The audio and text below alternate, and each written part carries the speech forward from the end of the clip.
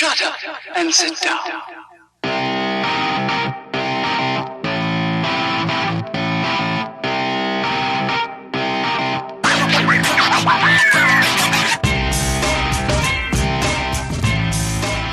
Good afternoon, real estate investors. This is Scott Lurie coming to you with the hard truths by Scott Lurie. Today we are discussing a relatively interesting topic on what makes an investor successful. We receive at our office hundreds of applications, and those applications are for the financing of non-owner occupied real estate, and all of those applicants are in our world defined as real estate investors. They are seeking to make a profit from real estate, whether the profit's coming from the exact sale of the asset, or the profit's coming from cash flow, or the profit's coming from a cash out refi and then cash flow. All of our parties that travel past us every day are focused on one of those, call it three defined exit strategies to yield profit. What we find interesting, or what I find interesting, is how often do we have the very good, successful real estate investor that starts with a transaction, 1, 2, 3, 5 transactions, and from the 1, 2, 3, 5 transactions ends up becoming incredibly successful, and the business, which might have been a hobby or might have been a supplemental income to their family or friends or whoever they're partnering with, turns into a real viable business for them. I always wonder, why did that person become so successful? And I spent a little time over the past couple of weeks looking at what makes some of our really successful borrowers successful being a real estate investor. And I wanted to share a couple of those thoughts with you, because everybody wants to be successful, right? That is, you're born with the idea that you want to be successful. And I appreciate that and understand that. The second piece of it that's so critical is what makes that person successful. We've talked a lot about hustle, and that's something that no one can teach you, right? That's something that is not in a book. It's not in a podcast or on a YouTube short. But let's talk about that for a minute, because this is an underlying piece of what makes the successful clients of ours really successful, is that they never stop hustling. What does that mean? We get applications from that successful borrower at 1, 3, 5, 7 a.m. in the morning. We also get it from them at 5, 7 p.m. at night. This person is eating, sleeping, and breathing real estate. But what get past the hustle for a minute, because that's something that they can't teach. What these folks have is a mind to understand that to be a real estate investor, additionally, it takes a tremendous amount of effort, dedication, and commitment to being successful. And so if you think about it, maybe in a little different aspect of what makes that person successful besides the hustle, right? Stipulating everybody needs to have the hustle, which is the unwavering passion to win. If you get past that, what gives them that next step is their commitment to being successful. Every day you start as a real estate investor is not a great day, right? There's days when you have hustled for a transaction and the transaction is not yours due to the seller changing their mind, or the seller selling to someone else, or the brother who's representing the family says, we want to hold on to it, or I'm going to buy it and fix and flip it myself. So there are days when are not great, but those days knock you down, but they certainly never knock you out. And our perpetual investors that are tremendously successful have that unwavering ability to be in this for the long run. And so we see a lot of TV. Unfortunately, I watch some of it where it shows and says and indicates, oh yeah, get rich quick overnight, fix and flip or wholesaling or whatever the asset is, or whatever the strategy is as a business in real estate. And I would caution everybody that you need to take the long approach, which is a steady, disciplined focus on business, and the business being real estate, for you to be successful in the long run, right? This is a business. This is a business that needs to have processes and systems in place. And so the second characteristic that really comes from people that are successful is they really have a disciplined approach towards process and to be successful in real estate. So what does that mean? Well, they have a process to how they're going to fix and flip a house.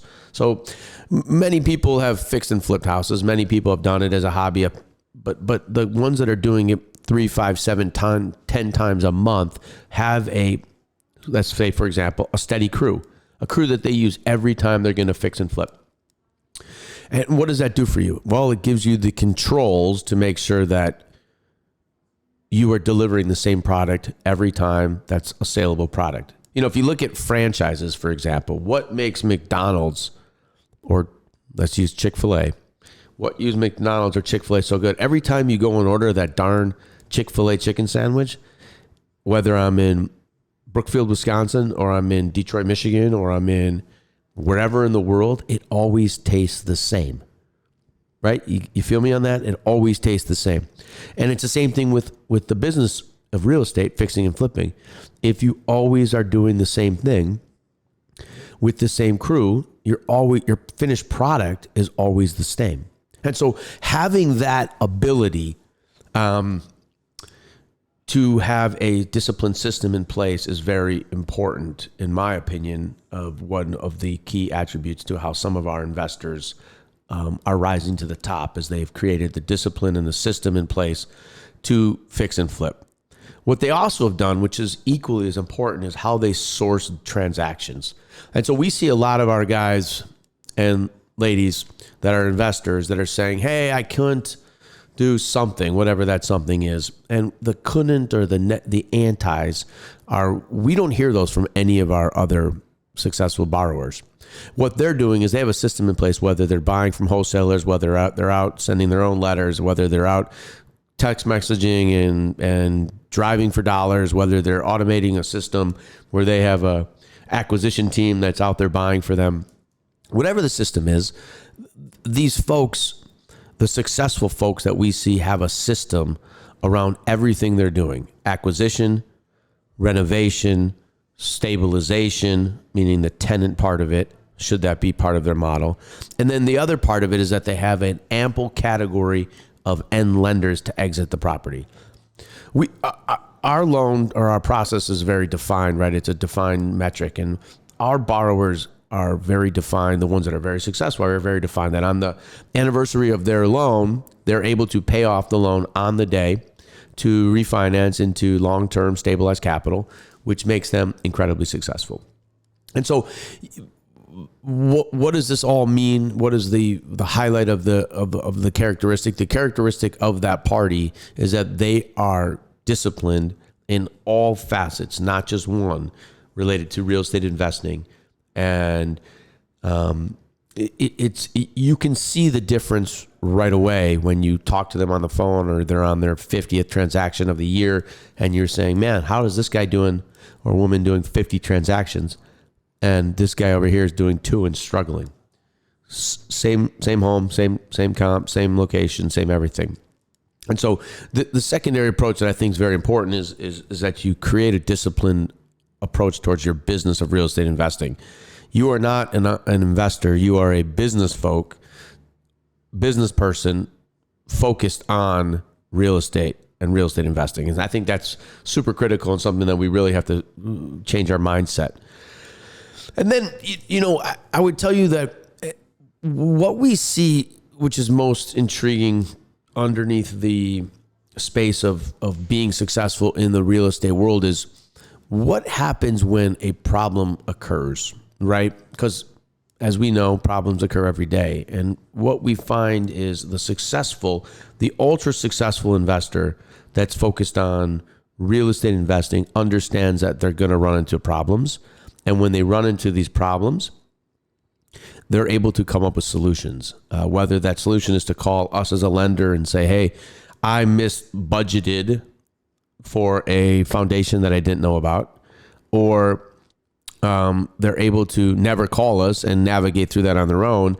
We don't know a lot of that. I spoke to a borrower, it was maybe 2 weeks ago, and I had to give him a pep talk. It was more of a moment of, hey, borrower, what's going on? Your property. And so he said, yeah, go look at it. Go look at the property. So I went out to his property. It was a property here in Milwaukee. He was 95% done with this property. 95%. The property looked great. It was a great renovation, a great finished basement, it was a great corner lot. The guy was doing amazing. He just couldn't get to the finish line. And I said to him, you're right at the finish line. What do you need? How can I help you? Well, what turned out is that he needed a few extra dollars. And what we traditionally don't offer, the ability to get a few extra dollars. In this scenario, after visiting the property myself and seeing where the status of it, I went out there and we offered to help him out with a few extra dollars. And I spoke to this person yesterday just to follow up. Hey, how's it going? And, well, I'm sure you were blown away like I was. He said, I just listed the property. I have a full price offer on it and it's under contract. And he is going to make $45,000 net profit. So if you think about it, his problem was communication. I nudged him because I needed to speak to him, but my nudging him got him to be successful. So if I wouldn't have nudged him, there was a 50% chance he would have failed, right? 50-50. The short answer is I nudged him and now he's going to be successful.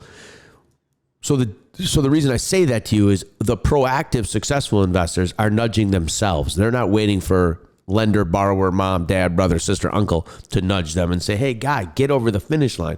What they're saying is, I've got a problem. I'm at the finish line and I'm going to get there.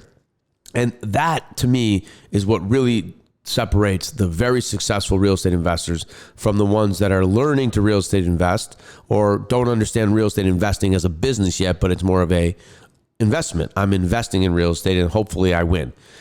And so to culminate all of those thoughts from a high level, one is you have to have the hustle, right? I can't teach that to you. You got to have a burning desire to be successful and win.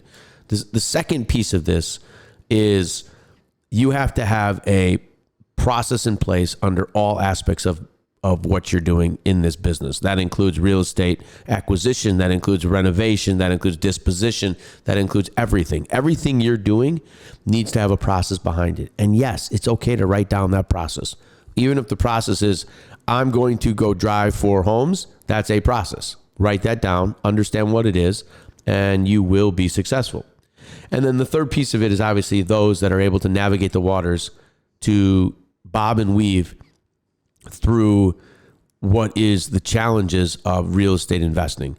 There's challenges all along the way, whether it's the acquisition front of it, whether it's the disposition side of it, whether it's the renovation side of it, contractor side of it, or the refinance side of it. Everything has problems. But what makes our successful investors successful is really their ability to navigate these waters and be a disciplined, successful, bobbing and weaving real estate investor. And so for that, I wanted to share a couple thoughts with you today. My name is Scott Lurie. If you need or would like to talk about this topic or any other topics focused on real estate, please feel free to reach out to us on social media or visit our website at thehardmoneyco.com. Thank you.